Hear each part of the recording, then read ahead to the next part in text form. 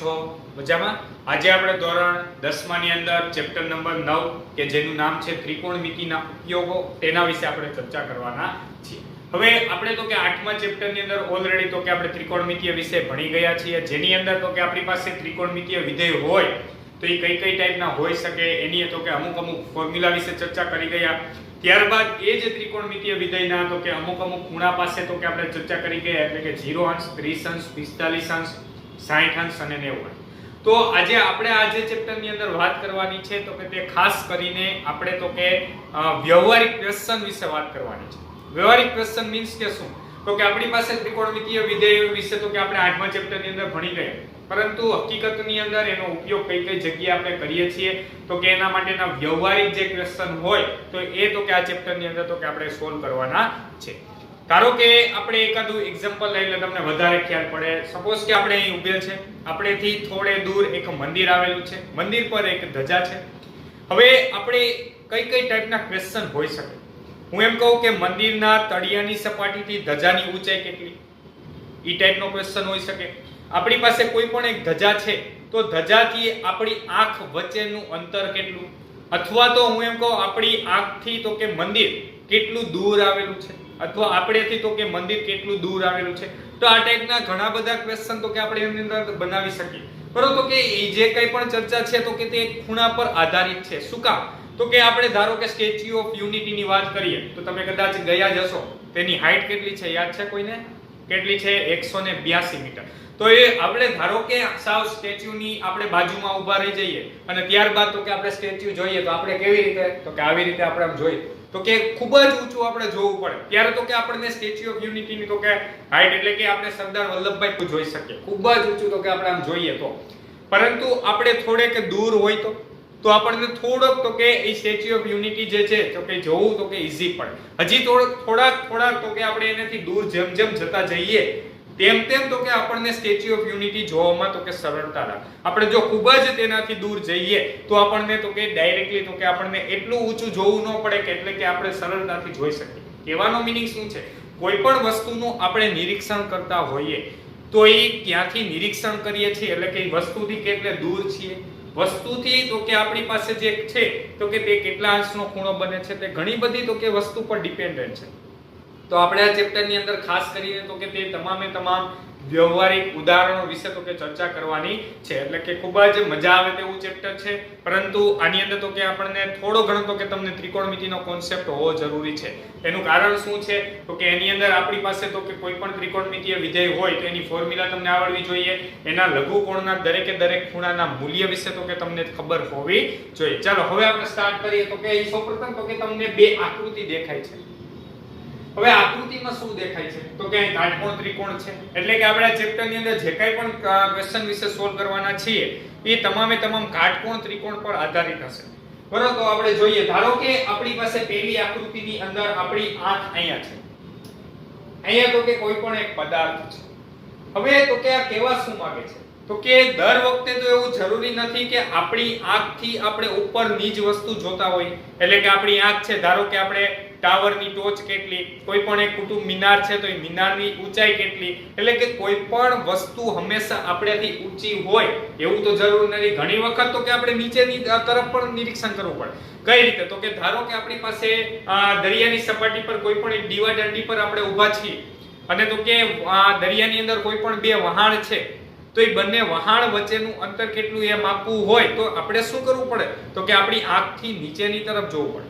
એટલે બે ટાઈપના ક્વેશ્ચન હોઈ શકે. કાં તો આપણી આંખથી આપણે ઉપરની તરફ નિરીક્ષણ કરવાનું હોય, કાં તો આપણી આંખથી આપણે નીચેની તરફ નિરીક્ષણ કરવાનું. સમજાય છે બધાને?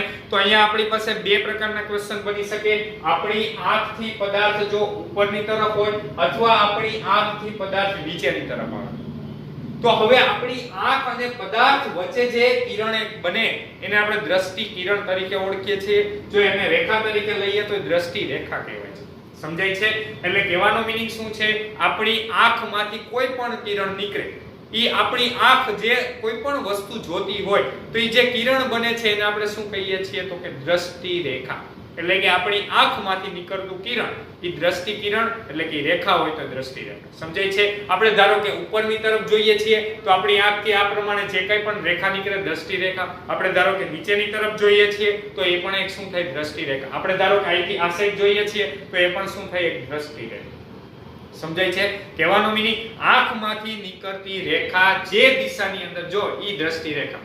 એટલે કે આંખ અને પદાર્થ વચ્ચેનું તો કે જે કંઈ પણ એક રેખા બને એને આપણે શું કહીએ છીએ? દ્રષ્ટિ રેખા. ચાલો આટલી ખબર પડી. તો દ્રષ્ટિ રેખાની ડેફિનેશન જોઈએ. નિરીક્ષકની આંખથી નિરીક્ષણ હેઠળના પદાર્થ સુધી લંબાવેલ રેખાને આપણે શું કહીએ છીએ? દ્રષ્ટિ રેખા કહીએ છીએ. ફરી એકવાર, નિરીક્ષકની આંખ એટલે કે નિરીક્ષક એટલે કે આપણે આપણાથી નિરીક્ષણ હેઠળના કોઈ પણ પદાર્થ હોય ત્યાં સુધી જે લંબાવેલ રેખાને શું કહીએ છીએ? દ્રષ્ટિ રેખા.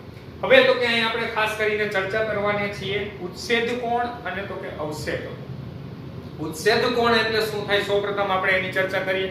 એટલે કે સિમ્પલ લેંગ્વેજમાં આપણે કહીએ તો આપણી આંખથી આપણે ઉપરની તરફ જો વસ્તુ જોતા હોઈએ તો ત્યારે જે ખૂણો બને એને આપણે શું કહીએ છીએ? ઉચ્છેદ કોણ. જો એ ખાસ કોણ. કોણ મીન્સ ખૂણો. એટલે કે અહીંયા બે પ્રકારના ખૂણા છે, ઉચ્છેદ કોણ અને અવક્ષેદ કોણ. તો ઉચ્છેદ કોણ ક્યારે બને? તો કે આપણી આંખથી આપણે ઉપરની તરફ કઈ પણ વસ્તુનું નિરીક્ષણ કરતા હોઈએ ત્યારે તો કે જે ખૂણો બને કોની વચ્ચે બને? આપણી આંખમાંથી નીકળતું એક ક્ષૈતિજ કિરણ હોય અને તો કે એક દ્રષ્ટિ કિરણ હોય. ઈ બંને વચ્ચે જે ખૂણો બને એને આપણે શું કહીએ છીએ? ઉચ્છેદ કોણ. ચાલો આપણે જોઈએ. જ્યારે નિરીક્ષણ હેઠળનો પદાર્થ ક્ષૈતિજ રેખાની ઊંચે હોય. સૌપ્રથમ આપણે જોઈએ ક્ષૈતિજ રેખા એટલે શું? ક્ષૈતિજ રેખા મીન્સ શું?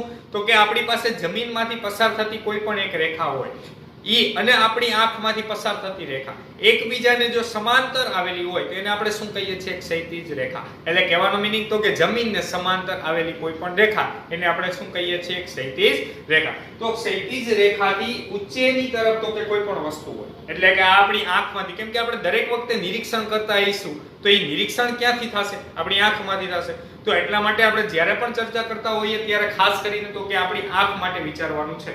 એટલે કે આપણી આંખ છે તો આપણી આંખથી ઉપરની તરફ જો કોઈ પણ વસ્તુનું આપણે નિરીક્ષણ કરતા હોઈએ તો કે ત્યારે શું બને છે? ઉચ્છેદ કોણ બને છે. તો ચાલો, નિરીક્ષણ હેઠળના પદાર્થનો નિરીક્ષણ બિંદુને સાપેક્ષ ઉચ્છેદ કોણનો મીનિંગ શું થાય? દ્રષ્ટિ રેખા અને ક્ષૈતિજ રેખા વચ્ચે બનતો ખૂણો. દ્રષ્ટિ રેખા અને ક્ષૈતિજ રેખા વચ્ચે બનતો ખૂણો. આપણે આકૃતિની મદદથી જોઈએ એટલે ઓટોમેટિક તમને ડેફિનેશન સમજાઈ જશે. જોવો જે બધા આપણી આંખ અહીંયા છે, અહીંયા કોઈ પણ એક પદાર્થ રહેલો છે, આ દ્રષ્ટિ રેખા છે. દ્રષ્ટિ રેખા મીન્સ શું? આંખ અને પદાર્થ વચ્ચે જે કાંઈ પણ રેખા બને એને શું કહીએ છીએ? દ્રષ્ટિ રેખા. આપણી આંખ છે, આપણે ધારો કે ઉપરની તરફ વસ્તુ જોઈએ છીએ તો આપણી આંખમાંથી પદાર્થ સુધી જે કાંઈ પણ રેખા દોરી એને શું કહીએ છીએ? દ્રષ્ટિ રેખા. અને આંખમાંથી આ સીધે સીધી જે આપણે રેખા દોરી એને આપણે શું કહીએ છીએ? ક્ષૈતિજ રેખા. એટલે પેલા બધાને ખબર પડી. તો એ જે ક્ષૈતિજ રેખા છે અને દ્રષ્ટિ રેખા છે ઈ બંને વચ્ચે જે ખૂણો બને છે એને આપણે શું કહીએ છીએ? ઉચ્છેદ કોણ કહીએ છીએ. ખાસ કરીને તો કે આ વસ્તુ સમજવાની છે, કારણ તો કે ઘણા ક્વેશ્ચન ની અંદર તો કે તમને રકમની અંદર એવું જ આપેલ હશે કે ઉચ્છેદ કોણ આટલો છે, અવક્ષેદ કોણ આટલો છે. એની પરથી તમારે નક્કી કરવાનું હોય કે આપણે નીચેની તરફ નિરીક્ષણ કરવું છે કે ઉપરની તરફ નિરીક્ષણ કરવું.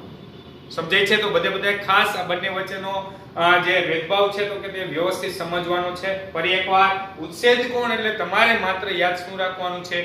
આપણેથી ઉપરની તરફ વસ્તુ આવેલી હોય ત્યારે ઈ દ્રષ્ટિ કિરણ એટલે કે દ્રષ્ટિ રેખા અને તો કે આ ક્ષૈતિજ રેખા ઈ બંને વચ્ચે જે ખૂણો બને છે એને આપણે શું કહીએ છીએ?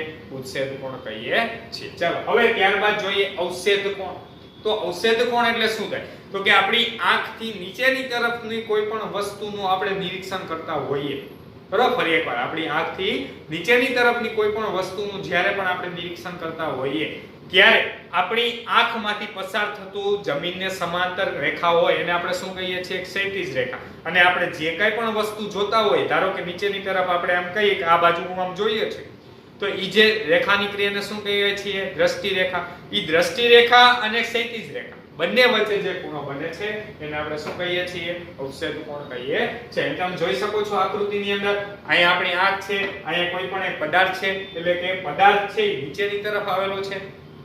ઈ બંને વચ્ચે જે રેખા છે તે દ્રષ્ટિ રેખા છે. હવે અહીં બધા ખાસ ધ્યાન આપજો. આપણી આંખમાંથી પસાર થતું કિરણ પરંતુ જમીનને સમાંતર એને આપણે શું કહીએ છીએ? તો કે ક્ષૈતિજ રેખા કહીએ છીએ.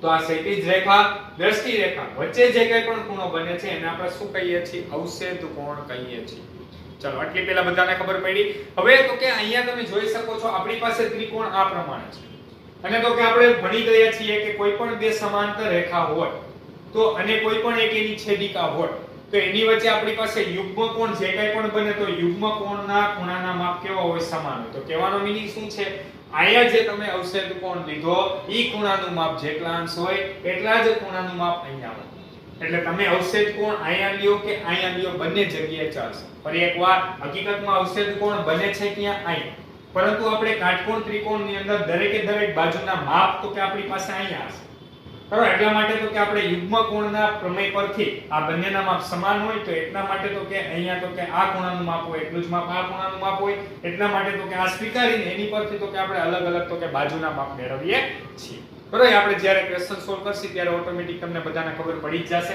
પરંતુ અત્યારે બધાએ ખાસ તો કે યાદ રાખવાનું છે ફરી એકવાર આપણે ઉત્સેદ કોણ અને અવક્ષેપ કોણ વિશે ચર્ચા કરી લઈએ ઉત્સેદ કોણ એટલે શું થાય બોલો જી બધા તો કે આપણી આંખથી ઊંચેની તરફનું નિરીક્ષણ કરવાનું હોય ત્યારે ઈ દ્રષ્ટિ રેખા અને ક્ષૈતિજ રેખા વચ્ચે જે ખૂણો બને છે એને આપણે શું કહીએ છીએ ઉત્સેદ કોણ કહીએ છીએ અને અવક્ષેપ કોણ એટલે શું આપણી આંખથી નીચેની તરફ વસ્તુનું નિરીક્ષણ કરવાનું હોય ત્યારે આપણી આંખમાંથી નીકળતું કિરણ એટલે કે રેખા દ્રષ્ટિ રેખા અને તો કે સમક્ષિતિજ રેખા ઈ બંને વચ્ચે જે કંઈ પણ ખૂણો બને એને આપણે શું કહીએ છીએ અવક્ષેપ કોણ કહીએ છીએ ચાલો આવડશે બધાને તો સૌપ્રથમ આ થિયરી વ્યવસ્થિત રીતે બધા લખી નાખો સમજવાની ટ્રાય કરજો હવે ત્યારબાદ તો કે આપણે ઉદાહરણના ક્વેશ્ચન સોલ્વ કરીશું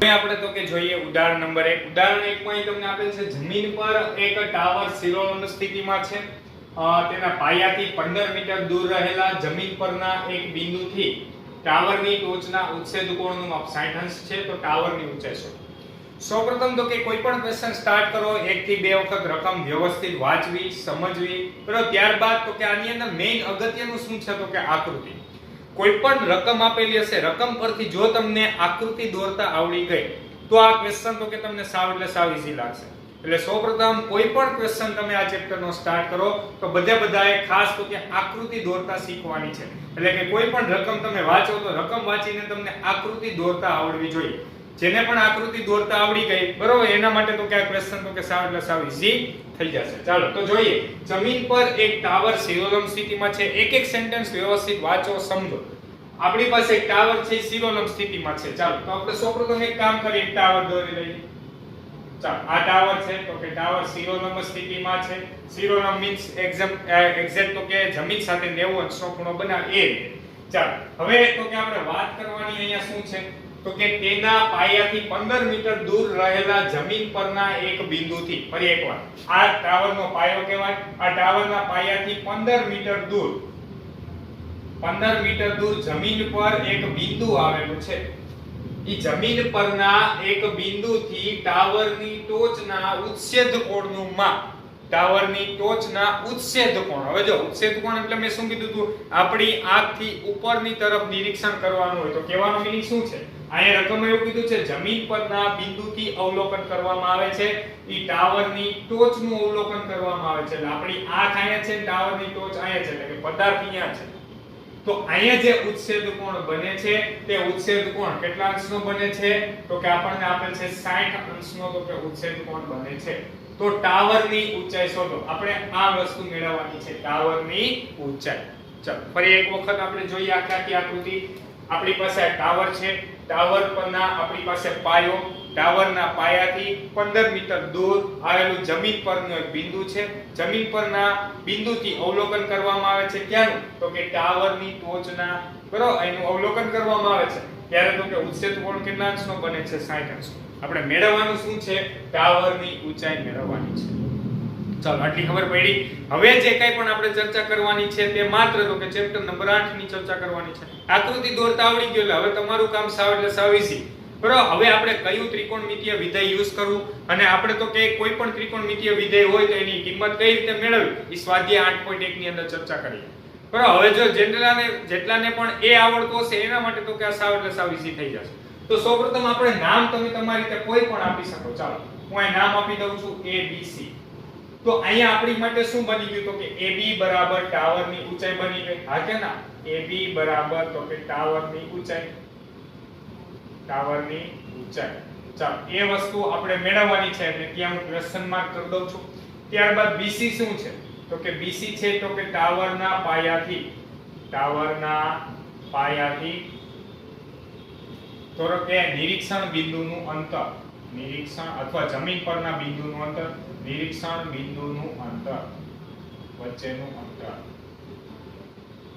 ચાલો એ કેટલું આપેલું છે તો કે આપણને આપેલ છે 15 મીટર તો આપણે લખી નાખીએ 15 મીટર અહીંયા કર્ણનું આપણે કઈ કામ નથી ત્યારબાદ ખૂણો આપેલ છે ખૂણો ACB બરાબર કેટલા અંશ આપેલ છે 60 અંશ ખૂણો લખવો હોય તો શું લખી શકાય તો કે આપણી પાસે અહીંયા તો કે ટાવરની ટોચ અને તો કે નિરીક્ષણ એટલે કે સમક્ષિતિજ રેખા વચ્ચે બનતો ખૂણો ACB બરાબર કેટલા અંશ આપેલ છે 60 અંશ આપેલ છે ચાલો આટલી પહેલા બધાને ખબર પડી હવે આપણી પાસે 6 ત્રિકોણમિતિય વિધેય છે એની અંદર તો કે ખાસ કરીને આપણે sin cos અને tan નો ઉપયોગ કરતા હોઈએ છીએ તો આપણે સૌપ્રથમ જોઈએ અહીં કઈ બાજુ આપેલ છે અને કઈ બાજુ મેળવવાની છે જોજો વિચારજો બધા ખાસ કયું ત્રિકોણમિતિય લગાડવું એના માટે ખૂણો આપેલ છે ખૂણાની એક પાસેની બાજુ આપેલ છે કર્ણનું આપણે કઈ કામ નથી અહીંયા બરોબર તો ખૂણાની તો કે પાસેની બાજુ આપેલ છે અને સામેની બાજુ આપણે મેળવવાની છે તો કહેવાનો મીનિંગ શું છે અહીંયા માત્ર આપણે સામેની બાજુ એટલે કે આ અને પાસેની બાજુ બેની જ ચર્ચા કરવાની છે કર્ણનું આપણે કઈ કામ નથી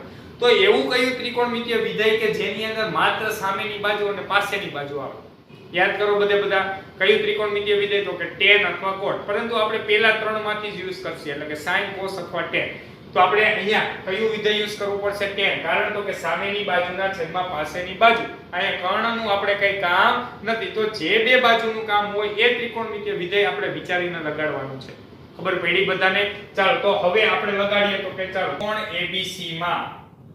ત્રિકોણ ABC માં ખૂણો B બરાબર 90 અંશ ખૂણો B બરાબર કેટલા છે 90 અંશ ચાલો આટલી પહેલા બધાને ખબર પડી હવે તો કે આપણી પાસે કયું વિધેય લેવાનું છે તો કે tan વિધેય કારણ તો કે સામેની બાજુ છેદમાં પાસેની બાજુ તો હાલો આપણે લખીએ તો કે tan તો કે 60 અંશ બરાબર tan 60 અંશ બરાબર સામેની બાજુ ચાલો જોવો જી બધા ખૂણા C ની એટલે કે 60 અંશની સામેની બાજુ કઈ છે AB ના છેદમાં પાસેની બાજુ કઈ છે BC તો tan 60 બરાબર AB ના છેદમાં BC tan 60 ચાલો tan 60 કેટલા થાય તો કે આના માટે સૌપ્રથમ બધા ખાસ તો કે સ્વાધ્યાય 8.2 ની અંદર આપણે જે કંઈ પણ ચર્ચા કરેલી છે તે વ્યવસ્થિત તો કે બધા યાદ રાખવાની છે એટલે કે આ ચેપ્ટર ની અંદર ખાસ બધાને tan વાળી રો તો આવડવી જ જોઈએ એટલે કે ફરી એક વખત રિવિઝન કરાવી દઉં છું tan 0 શું થાય 0 tan 30 કેટલા થાય 1/√3 tan 45 1 થાય tan 60 કેટલા થાય √3 અને તો કે tan 90 અવ્યાખ્ય એટલે કે આપણી પાસે જે કંઈ પણ ખૂણા આવશે તે 0 થી માંડીને તો કે tan વાળી રો માટે 60 સુધીના આવશે તો 0 1/√3 1 and √3 તો આ બધા ખાસ તો કે યાદ રાખવાનું છે તો ચાલો આપણે જોઈએ tan 60 કેટલા આવશે તો કે √3 તો આપણે લખીએ √3 AB એટલે કેટલા છે તો કે AB આપણે મેળવવાના છે એના છેદમાં BC કેટલા છે જોવો જી બધા તો કે 15 ભાગાકારમાં આ બાજુ આવી જાય તો ગુણાકારમાં તો માટે આપણને મળશે AB બરાબર 15 ગુણ્યા વર્ગમૂળની અંદર 3 તો એટલે કે AB બરાબર આપણને 15 વર્ગમૂળમાં 3 મળ્યું પરંતુ AB હતું શું તો કે AB આપણે માટે ટાવરની ઊંચાઈ ચાલો તો આપણે લખીએ માટે ટાવરની ઊંચાઈ બરાબર કેટલા આવશે તો કે 15 વર્ગમૂળમાં 3 મીટર ચાલો સમજાણું ફરી એક વખત આપણે આખો ક્વેશ્ચન જોઈએ અહીંયા તો કે આપણી પાસે શું હતું તો કે AB એક ટાવર હતો ત્યારબાદ ટાવરના પાયાથી જમીન પરના એક બિંદુથી નિરીક્ષણ કર્યું હતું C બિંદુ નિરીક્ષણ બિંદુ હતું અહીંયા ટાવરની ટોચનું આપણે અવલોકન કરવાનું હતું એની વચ્ચેનો ઉચ્છેદ કોણ કેટલો હતો 60 અંશ તો અહીંયા આપણે માત્ર કામ કોનું હતું તો કે સામેની બાજુ અને તો કે પાસેની બાજુ તો એટલા માટે tan વિધેય એપ્લાય કર્યું અને ફાઇનલી તો કે આપણને આન્સર મળી ગયો ચાલો આવડશે બધાને હવે ત્યારબાદ જોઈએ તો કે આપણે ક્વેશ્ચન નંબર 2 માં તમને આપેલ છે એક ઇલેક્ટ્રિશિયન એને 5 મીટર ઊંચાઈવાળા થાંભલા પર એક ફોલ્ટનું સમારકામ કરવાનું છે એટલે કે એક ઇલેક્ટ્રિશિયન છે એને 5 મીટર ઊંચાઈવાળા એક થાંભલા પર ફોલ્ટનું સમારકામ કરવાનું છે તો આપણે એક સેન્ટેન્સ વાંચતા જઈએ અને તો કે આકૃતિ દોરતા જઈએ તો બધા ખાસ ધ્યાન આપજો ચાલો સૌપ્રથમ આપણે એક કામ કરીએ તો કે એક થાંભલો દોરીએ ચાલો આપણે અહીં લખી નાખીએ તો કે આ થાંભલો છે થાંભલાની ઊંચાઈ કેટલી છે તો કે 5 મીટર આગળ આપણને આપેલ છે આ માટે તેણે ટોચથી 1.3 મીટર નીચે સુધી પહોંચીને સમારકામ કરવાનું છે. ક્વેશ્ચન ને થોડોક ડિફિકલ્ટ બનાવવા માટે એને તો કે આ ટાઈપનું કંઈક સેન્ટેન્સ આપ્યું, નકર તો કે આગળના જેવો જ ક્વેશ્ચન થઈ જાય.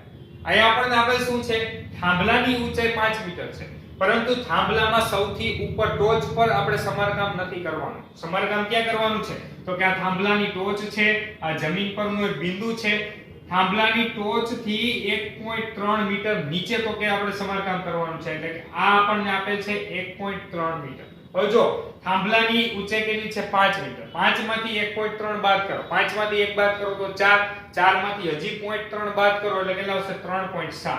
તો અહીંયા ફાઇનલી આપણને મળ્યા 3.7 મીટર. એનો મીનિંગ શું, થાંભલાના તળિયેથી 3.7 મીટર તો કે એક બિંદુ છે, તે બિંદુ પાસે તો કે ફોલ્ટ છે, એનું સમારકામ કરવાનું છે. ચાલો અહીંયા સુધી પહેલા બધાને સમજાણ. હવે આપણે આગળ રકમ વાંચીએ. આ માટે તે સમક્ષિતિજ રેખા સાથે 60 અંશના માપનો ખૂણો રહે તે રીતે એક નિસરણી થાંભલા સાથે ટેકવે છે.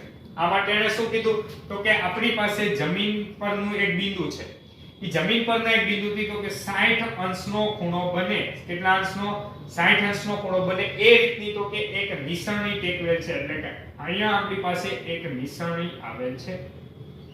ચાલો આટલી પહેલા બધાને ખબર પડી. હવે તો કે અને તો કે તે માણસ છે તો કે તે ઈચ્છિત જગ્યાએ પહોંચે છે, તો નિસરણીની લંબાઈ કેટલી હશે, તો અહીંયા આપણે મેળવવાનું શું છે, નિસરણીની લંબાઈ.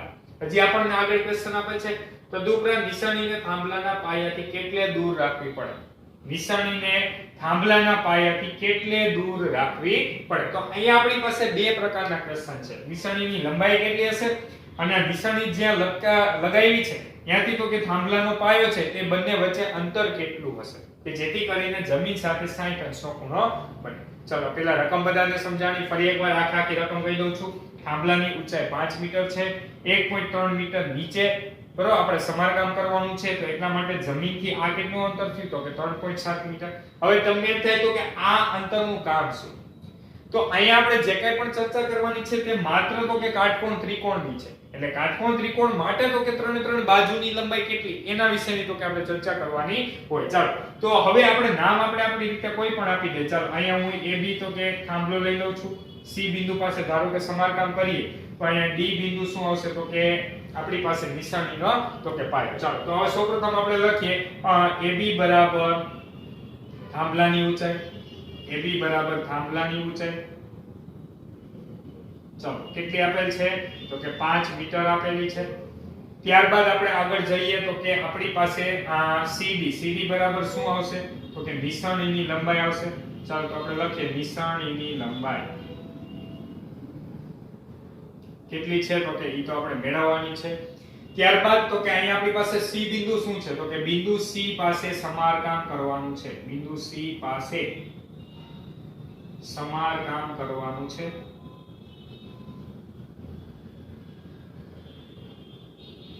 ત્યારબાદ તો કે આપણને અહીંયા ઉચ્છેદ કોણ કેટલો આપેલ છે, 60 અંશ. કયો ખૂણો, ખૂણો BDC. ચાલો ખૂણો BDC બરાબર કેટલા અંશ છે, 60 અંશ.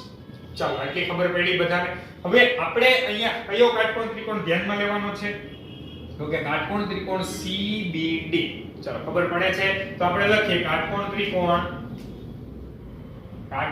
ત્રિકોણ BCD માં, કાટકોણ ત્રિકોણ BCD માં.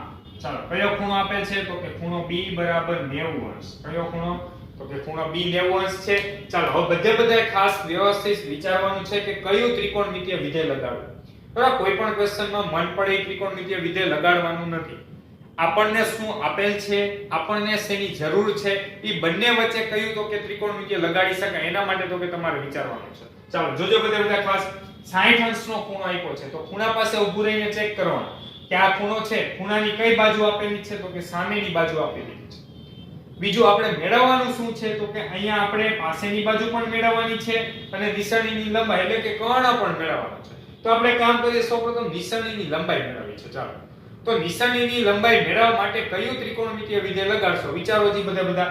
તો સામેની બાજુ અને કર્ણ, સામેની બાજુ અને કર્ણ વચ્ચેનો સંબંધ દર્શાવતું સૂત્ર કયું, તો કે sin. sin નું સૂત્ર શું હતું, 60. ચાલો તો એ ફોર્મ્યુલા આપણે લગાડીએ. બધા ખાસ ધ્યાન આપજો.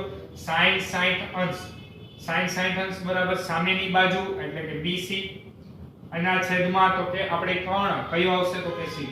અહીં બધાએ ખાસ ધ્યાન રાખવાનું છે AB લેવાનું નથી, કારણ તો કે કાટકોણ ત્રિકોણ જે કંઈ પણ બન્યો છે એમાં માત્ર કઈ બાજુ આવી તો કે સામેની બાજુનો ભાગ BC જ આવ્યો, એટલે અમારે BC ના છેદમાં CD.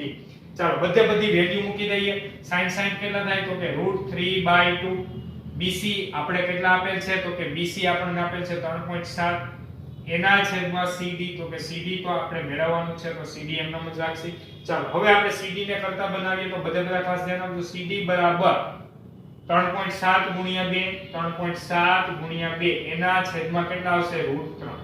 તો ફાઇનલી આપણને મળ્યું આવું કંઈક CD બરાબર 3.7 ગુણ્યા 2 એના છેદમાં √3 એટલે કેટલા લેવાના છે 1.73 આપણને રકમમાં કીધા છે એટલા માટે તો કે લેવાના છે. ચાલો આવડશે. હવે બાકીનું સાદુરૂપ બધાએ જાતે આપવાનું છે. ફરી એકવાર શું કર્યું, sin ને એપ્લાય કર્યું એટલે sin ની વેલ્યુ થાય √3/2, BC ની વેલ્યુ 3.7 રકમમાં આપી દીધી છે, CD મેળવવાના છે ભાગાકારમાંથી ગુણાકારમાં લઈ 3.7 ગુણ્યા 2 ના છેદમાં 1.73. અહીંયા સૌપ્રથમ તમારે શું કરવાનું તો કે 3.7 ગુણ્યા 2 નો જે આન્સર આવે તે લખવાનો છે, એને ભાગ્યા કેટલા કરવાના છે 1.3 કરવાના છે. ચાલો આવડશે બધાને. હવે ત્યારબાદ તો કે આપણી પાસે અહીંયા CD જે મળ્યું શું મળ્યું તો કે નિશાનીની લંબાઈ. હજી આપણે એક ક્વેશ્ચન મેળવવાનો છે. શું છે, નિશાનીને થાંભલાના પાયાથી કેટલે દૂર રાખવી પડે. હવે જો બધા નિશાનીને તો કે થાંભલાના પાયાથી કેટલે દૂર રાખવી પડે એટલે કયું અંતર મેળવવાનું થયું BD. ચાલો ખબર પડે છે. તો હવે બાકીનો જે ક્વેશ્ચન છે તો કે તે હું અહીં કમ્પ્લીટ કરું છું, તો બધા વ્યવસ્થિત સમજવામાં ધ્યાન આપજો. ચાલો BD મેળવવું છે, સામેની બાજુ છે, પાસેની બાજુ આપણે મેળવવી છે, તો કયું વિધેય એપ્લાય કરી શકાય? સામેની બાજુ અને પાસેની બાજુ વચ્ચેનો સંબંધ દર્શાવતું કઈ સૂત્ર છે તો કે tan. હવે અહીંયા એક બીજું તમે જોજો cos પણ લગાડી શકાય. શું કામ? પાસેની બાજુના છેદમાં કર્ણ, તો કર્ણ એટલે CD, તો CD તો હમણાં જ આપણે અહીં મેળવવું પડશે. તો અહીંયા હવે તમે તો કે કોઈ પણ વિધેય એપ્લાય કરશો તો ચાલશે, પરંતુ આપણે સામેની બાજુ પરથી તો કે ટ્રાય કરીએ તો અહીંયા tan વિધેય એપ્લાય કરીએ તો ચાલો શું આવશે બધા ખાસ ધ્યાન આપજો. ત્રિકોણ BCD માં જોજો બધા તો કે અહીંયા આપણે tan વિધેય એપ્લાય કરીએ છે તો tan 60 બરાબર સામેની બાજુ શું આવશે તો કે BC, એના છેદમાં પાસેની બાજુ શું છે તો કે BD. ચાલો tan 60 કેટલા થાય તો કે √3, BC કેટલા છે 3.7, BD તો કે આપણે મેળવવાનું છે, તો અહીંયા BD ને કરતા બનાવીએ તો BD બરાબર કેટલા આવશે તો કે 3.7, આ ભાગાકારમાં કાઈ ગયું એટલે √3 ને આપણે છેદમાં લઈ આવીએ, √3 એટલે કેટલા આવશે 1.73. ફાઇનલી તો કે આ બંનેનો ભાગાકાર કરશો એટલે તમને શું મળી જશે BD મળી જશે. ચાલો આવડશે બધાને.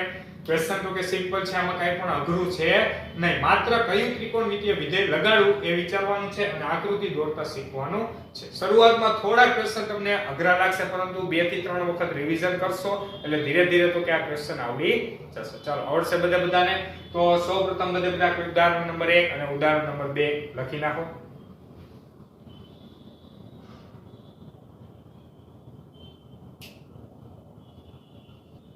તો આજના લેક્ચરની અંદર કરાવે થિયરી અને ત્યારબાદ તો કે ઉદાહરણ નંબર 1 અને ઉદાહરણ નંબર 2 વ્યવસ્થિત સમજવાના છે, અને ત્યારબાદ આગળની જે ડેફિનેશન કરાવી એ પણ વ્યવસ્થિત સમજવાની ટ્રાય કરવાની છે. નેક્સ્ટ લેક્ચરની અંદર આપણે આગળના ઉદાહરણો વિશે ચર્ચા કરીશું. Thank you so much.